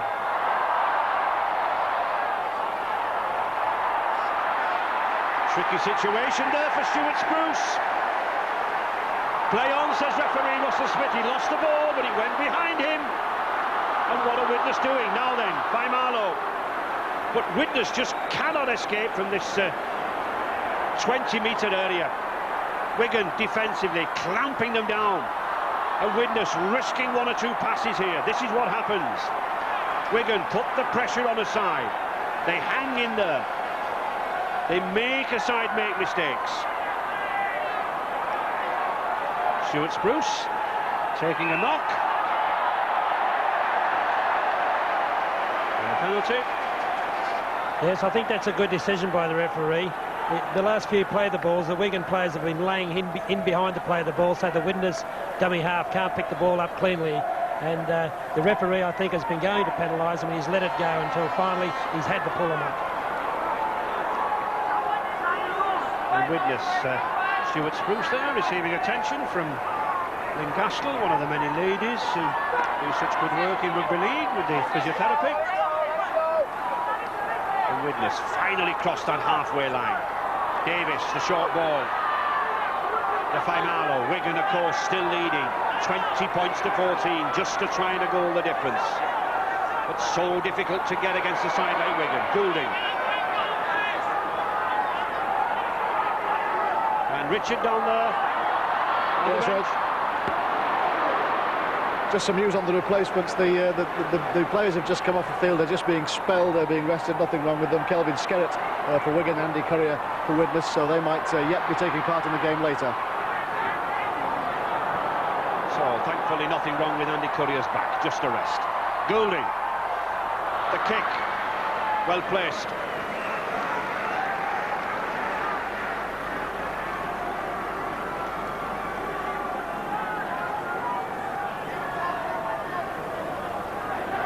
So, nearly halfway through this second half, coming up to the 20th minute. And Widnes have got to keep Wigan down here for a spell. They have to put the pressure on Wigan. They've got to make Wigan make mistakes for the change. Fire. They can't let this man get away. I'm sure the crowd will enjoy a spectacular flourish from that man of fire. There we can see the second half, can't we, Ross? That territorial advantage from Wigan. Well, it's, this half has been all Wigan's. They've absolutely dominated it. Every time Widnes get down into Wigan's half, it's on a turnover, and it's normally from a kick. We haven't seen any quality ball from them at this stage. And see, here we are again. They've got them down to the fourth tackle and give a penalty away. A high tackle. Yassine Faimalo. And Bill Clark, definitely high. And of course, the problem of a penalty like that, Ross, it does allow Wigan to pump that ball 30-40 yards back downfield, and suddenly you're under pressure again. Well, but they're going to have the ball back around the 25 mark. You can see it there. He's definitely going high, and it was a foolish attempted tackle. Sean Everett's having the kick, and they've got 6 tackles to put Widnes back under pressure again.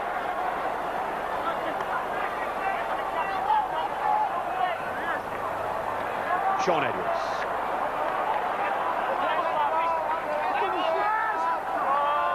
The heat should be beginning now to take its toll of these forwards. The gaps should begin to start appearing. And there we see Andy Courier. Well, we said there's nothing wrong with him. It's possibly the heat.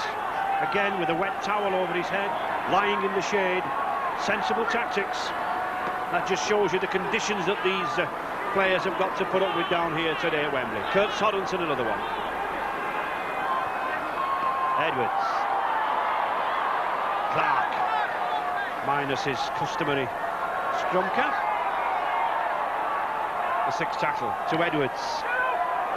Oh, he puts that kick on Devereux again. He takes it well, but a good tackle.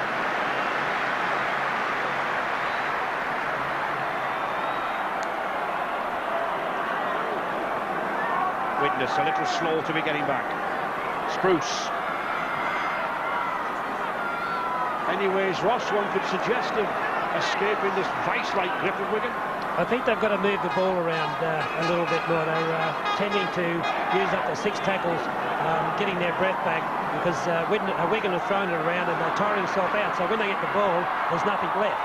And they can't score tries by doing that. And here's Goulding. Playing to the corners, good kick again, just puts it back. Mason Robinson, but the significant factor there in that top corner, 61 minutes gone. And still Widnes trailing by 6 points. Wigan, 5 times winners in 5 successive Wembleys. True champions, and none better than this man, Edwards.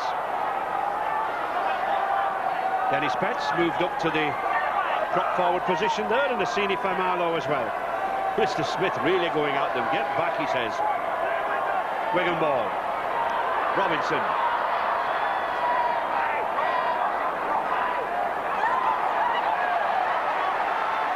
Yes, Widnes have really got to use their defence up in this set of 6 tackles. They've got to force Wigan into an error so they can get the ball inside their territory and put a bit of pressure back onto Wigan.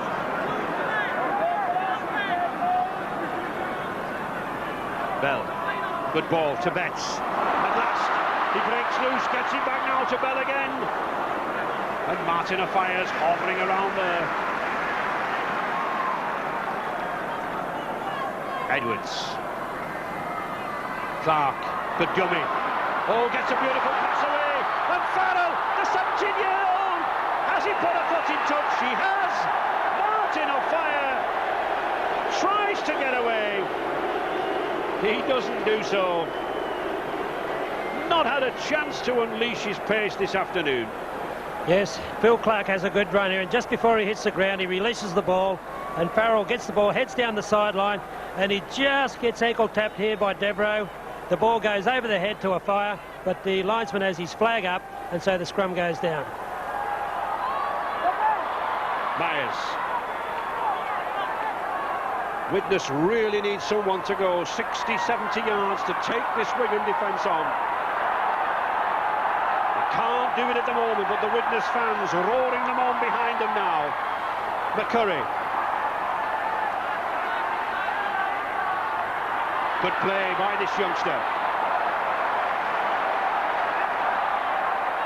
Awful lot of tackles there. It shows how even the game has been. 97 to 105. Goulding. Again, still playing down that corner. Good kick. 50 yards by Goulding. 15 minutes remaining now. 20 points to 14 for Wigan. In this last set of 6 lots of tackles, Ray, we've seen Wigan take it from their line down onto the Widnes line, and then the reverse has happened. In 6 tackles, Widnes take it right back to the Wigan line. It's a very enthralling game of rugby league. It's almost like a chess match, Ross, isn't it? Well, the side that makes the mistakes is the side that's going to be punished, and we saw that in the first half. Widnes made 2 errors and Wigan scored the tries, and Wigan seemed to be playing football, that's no mistakes in it, and due to that they're in front. Edwards to Bell. Partiker gets the high ball to a fire. He's got some space. Oh, can he take good? Never on. Has to kick. Keeps playing. Good ball by Farah. Oh, he gets it now to Farah. Back inside to a fire. This is good rugby. Well, he's looking for Hampson. Is he going to take himself on? Oh, wonderful tackle. That was a good tackle. Wonderful tackle, but the touch judge is on. An off-the-ball incident. Looks to be an off-the-ball incident against Martin Offiah. He shot down the centre. Of course, referee Russell Smith was following the play. He had to keep with Clark. And Offiah obviously fouled. And who is the culprit? It looks to be Richiers. Referee Smith wants everybody away. And he's sent off. Well, Richiers dramatically here the incident. Oh, yes. It's a mean little elbow there, and I think he deserves to be sent off. He came in very late on Offiah, and it's definitely a deliberate use of the elbow, and I don't think the referee had any other decision to make on that one. Well, he's off. The red card. That's a disaster there for Richiers. He has to take that lonely trail down to the tunnel. Cannot sit on the bench. Yes, here it is again now. Offiah's already released the ball. There's comes in, uses the elbow just as Martin is going to run past him. Yes, there it is. The elbow hits Offiah at the side of the head. No problem. The sad thing about that piece of football, Ray, is that what was happening on the field was brilliant. The ball had gone from one end of the field. The cover defence was all over the place, and we saw a great tackle from David Myers, and you know, an incident like that just spoils the game.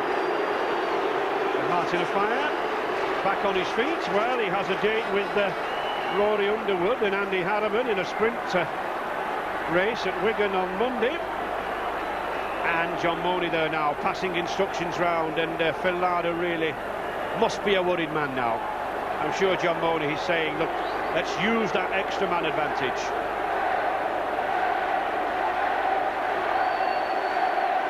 But Partiker, first of all, going to take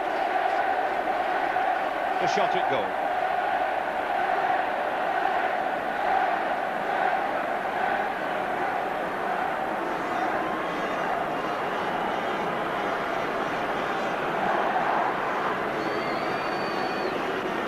Then attempting for a 5th goal from 6 attempts.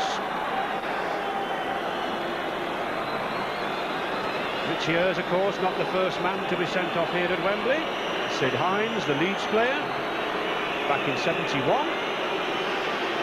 took the same sad path. So, Botica, not one of his better attempts. Widnes then, down to 12 men, trailing by 20 points to 14. And just 11 minutes remaining, and I think a little tiredness there from Paul Hume, bending down, and brother David says, don't worry, kid. He's given his best. And problems in the pack. Yes, here it is. It's a very simple mistake. It's a sign of tiredness. He's taken his eye off the ball, and when he went to pick it up, the ball just lost his grip.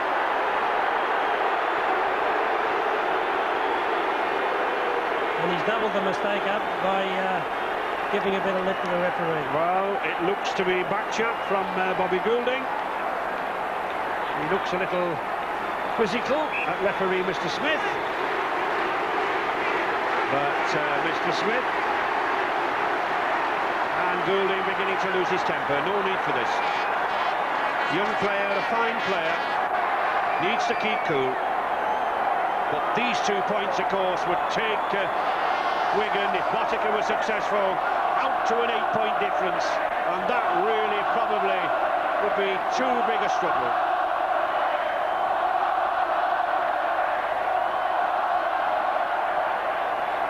Botica then, just to the right of the post, 18 metres out.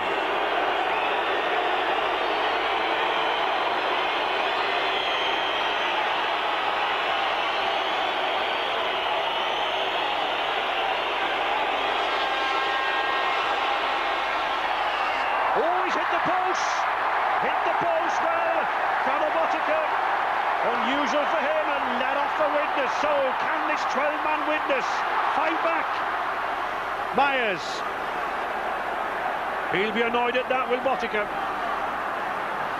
9 minutes remaining. Yes, here it is now. It's a very simple kick for Botica. He's been putting those over in his sleep. But I think Widnes were lucky that he tried to eventuate from it. And the crowd beginning to get behind the underdogs Widnes. Wigan were 5-1 on with the bookmakers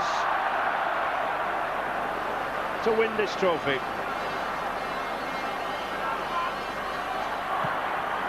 O'Neill. Long, strong kick by Julian O'Neill, the Brisbane Broncos lad. He'll be used to playing in temperatures like this. Hampson.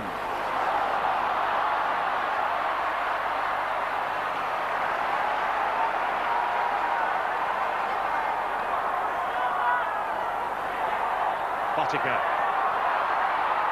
Farah. Wigan, I think, trying to launch this man the fire to wrap this game up. 20 points to 14, 8 points remaining.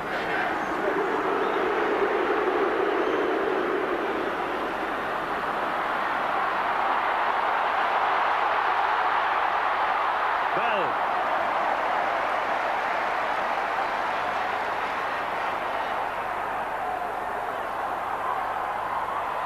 That's a ooh. Dennis Betts couldn't take the ball, little low.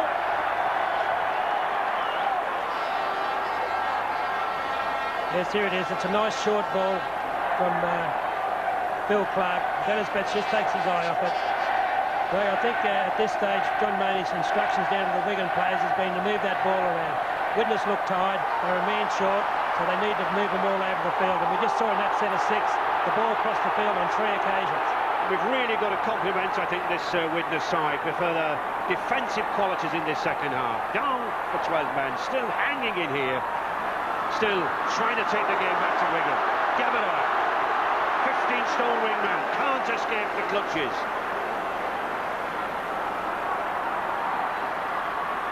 Davis. One magical sidestep needed from him.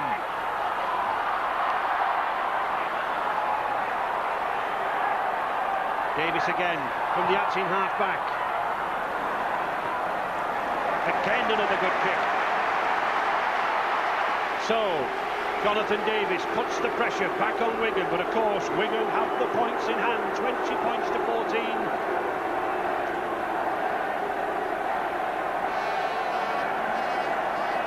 6 minutes left. And we can just see that territorial advantage, can't we, Ross? You know, you can't win games like that, can you?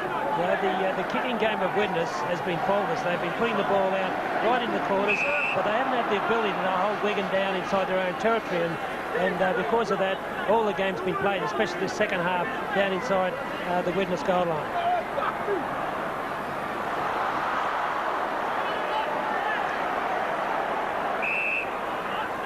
And a penalty, another penalty against Bobby Goulding. Stamping, according to Mr. Smith, on Sean Edwards. Yes, here it is here. He probably even goes a little bit high in his tackle. You see him rubbing the head of Sean Edwards, and as he gets up, he just makes sure that his foot comes in contact with Edwards' head. Not necessary, and he's also once again put his team under pressure.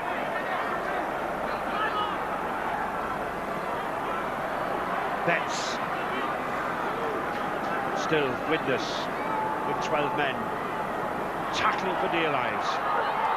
Panaper. Good tackle there by the half-back pairing, Davis and Goulding. 5 minutes left. Just 6 points difference, 20-14 to Wigan. Good tackle. He's taken a knock. Yes, I think there was a clash of heads there, and Bobby Goulding, I think, has caught a forehead right in the middle of his nose. Edwards to Hampson. Myers. Good run needed by David Myers.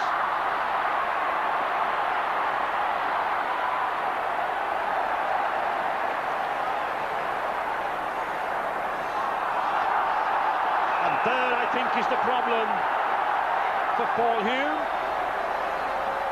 The Wigan players not straight, have to play the ball. One has to be behind the other.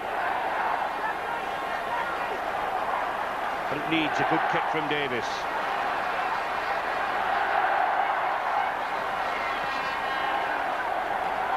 Three minutes remaining. Widnes must find 6 points from somewhere to gain a draw. Harvey Howard. Last ounce of energy needed.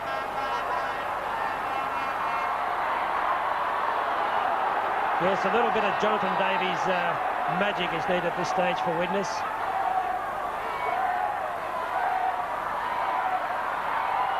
Six points needed then. The try, the conversion and the replay at Old Trafford a week on Wednesday.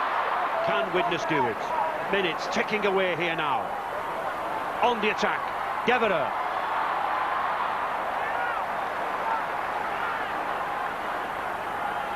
David Hume, good switch by Marlowe. Desperation here from Widnes. They've got to keep this ball moving. The fifth tackle.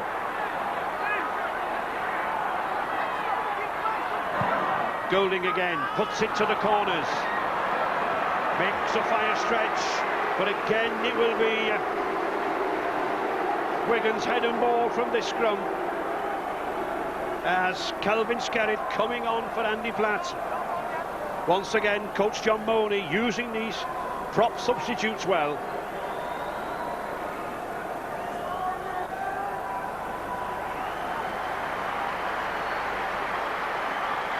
And Kelvin Skerritt, the scorer of that 11th minute try for international colleague Andy Platt.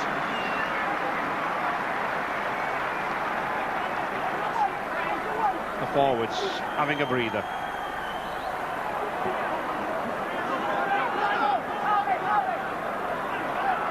Just 2 minutes remaining. Widnes desperate to get hold of this ball, desperate to keep Wigan down here. But Wigan, the vital 6 points difference. Dean Bell, the skipper, he knows that. He'll hold on to this ball. Oh, a good ball there to Robinson. Cuts inside. He's got support. Oh, and this is unnecessary here. silly. No need for these players to rush in here. It was a high tackle initially. A high tackle on Jason Robinson. Once again he was collared. Some bad blood creeping into this final here at the end. And David Hume, the experienced forward, settling things down. There is Robinson. He cuts inside. Yes, it's a send-off offence. I think it's a deliberate stiff arm to Robinson's head. The young winger, 18 years of age, has made a good run, and Bobby Goulding, he's been fired up all afternoon, and he's been costing Widnes a lot of yardage and a lot of ball, and I think that was a deliberate stiff arm tackle, and I wouldn't be surprised if he is sent from the field. Well, certainly Mr. Smith's had a hectic afternoon. He's possibly reminding Goulding that one of his colleagues, Richie Ayres, has already been dismissed, and possibly reminding Goulding that there's not long to go. Yes, I think he's a very lucky boy not to be sent off from that one. I'd say the fact that Richie Ayres has already been sent off, that the referee has given him the benefit of the doubt, but as you can see from that slow motion there, it's a send-off offence, and a serious one.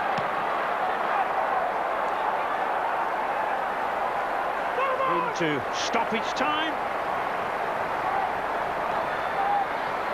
And Bobby Goulding fired up, as we said, in this last 10-15 minutes. Widnes with 12 men up against it. Wigan, the cup holders, the champions, going for the Grand Slam of all 5 trophies in a season. And youngster there, number 15, Andrew Farrell.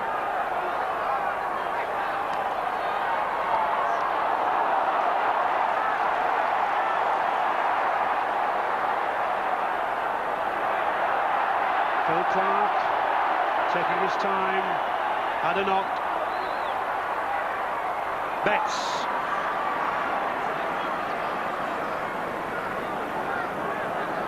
Wouldn't surprise me if Wigan had another attempt at a drop goal. Dean Bell.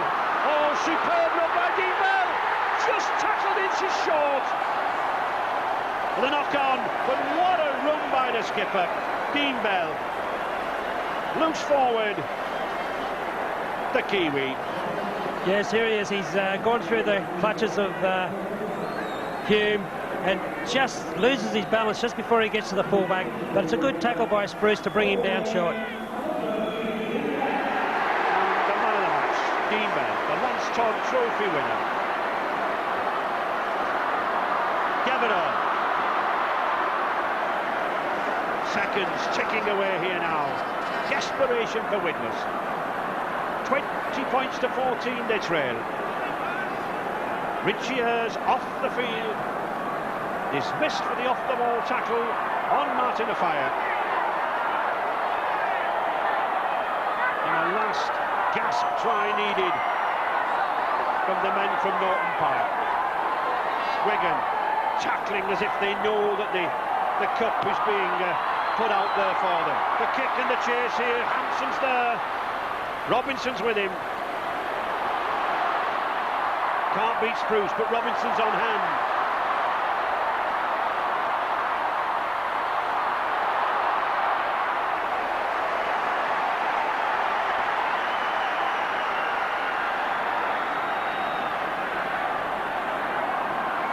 Two minutes of injury time. Botica to Farah with Devereux. Oh, Farah going down the middle. Can't quite get the fire launched. But Wigan still keen to get another try. Edwards runs into the clutches of Jonathan Davis. Not often Sean Edwards gets himself mixed up in midfield. But this Widnes cover with 12 men holding the fire. Hampson tries to drop. No. Too low altogether by Steve Hampson. And Martin Offiah looks to be either cramp or a hamstring. Well, yes, it looks to be cramp. He's done a lot of running, but hasn't picked up a try. Devereux, can he pull off one last gasp try? Widnes, they've got to move this ball. They trail by 6 points. They need a try and a conversion. The kick, Courier, chasing, but it's going to go dead. It's too long. Well attempted there by Bobby Goulding. Good thinking there. I think he's saying, I had to do it. We had to try something desperate.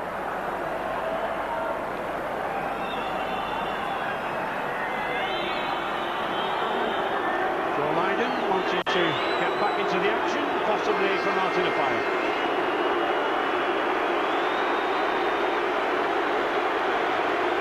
Lydon coming on. Martin Offiah trailing that left leg. Cramp there. Skerritt. What good driving, forceful game this number 8 has had. Kelvin Skerritt. Martin Dermott.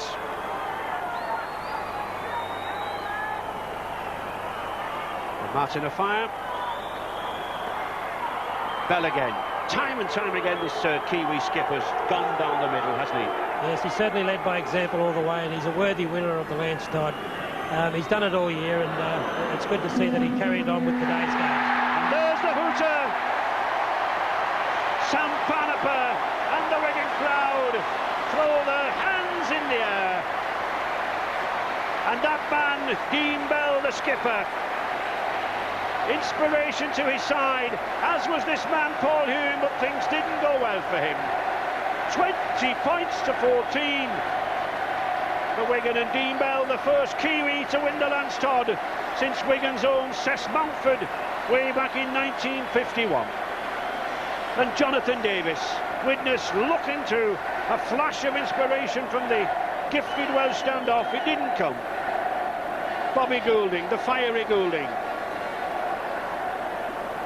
Congratulations all round. Only 6 points the difference, but there's a big difference between winners and losers at Wembley, Ross, isn't there? There certainly is. Wigan played the game at a steady pace right from the start. Even though they were down 6-0 at the early stages, they just stuck to their game plan and they didn't alter. But as the game progressed, you could see Widnes stopped throwing the ball around and they started going one out, and they tried to beat man for man instead of using the ball. And due to this, I think they wore themselves out. They got tired, and Wigan finished well on top.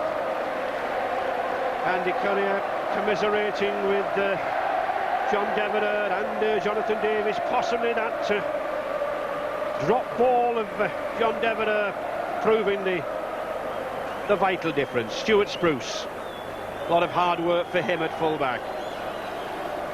They certainly will need a lot of water, these players. Julian O'Neill, the Brisbane Broncos lad, and John Mooney, Wigan's most successful coach. His 4th successive cup win, his 4th championship win. Congratulations from Phil Larder. The best of friends. They fought out a hard tactical battle here. I don't think either coach could ask more of their players. The two Kiwis, they seem happy enough. They've enjoyed it, especially the Kurt Sorensen on the left, possibly bowing out of the big occasion. And John Devereux, the Welshman, in tears.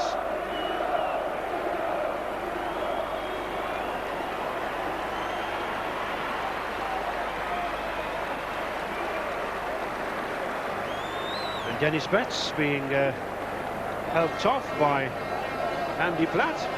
Dean Bell saying there's not much wrong with you, but there must be for Dennis Betts to come off. Obviously, problem with the ankle or the calf, and Paul Hume possibly reflecting on the match, the Widnes skipper. What could have been, what might have been. But these Wigan players are true champions. One of the truly great sides of world rugby. Botica.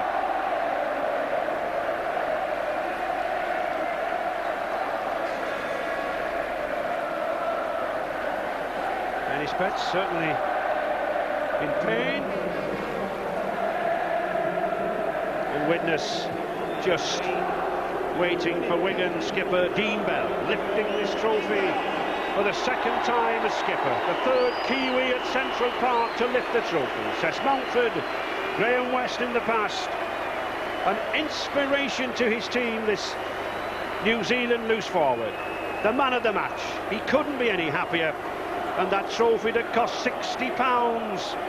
The 1993 Silk Cut Challenge Cup, presented by the Earl of Derby. A cheque for £36,000 to Wigan and the 25,000 supporters who've travelled from that Lancashire town, delighted as ever. Stevie Hampson, Martin Dermott, the tricky, lively hooker. Hampson, about whom there was such doubt this week with a calf strain.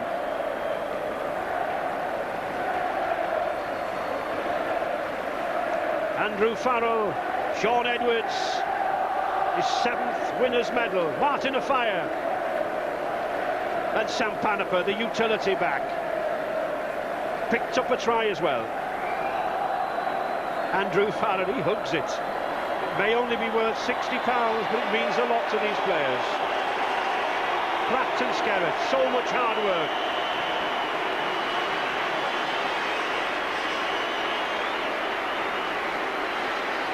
Now, the 6th successive Silk Cut Challenge Cup, and now going for the Grand Slam, possibly in a fortnight's time, with the Premiership final at Old Trafford.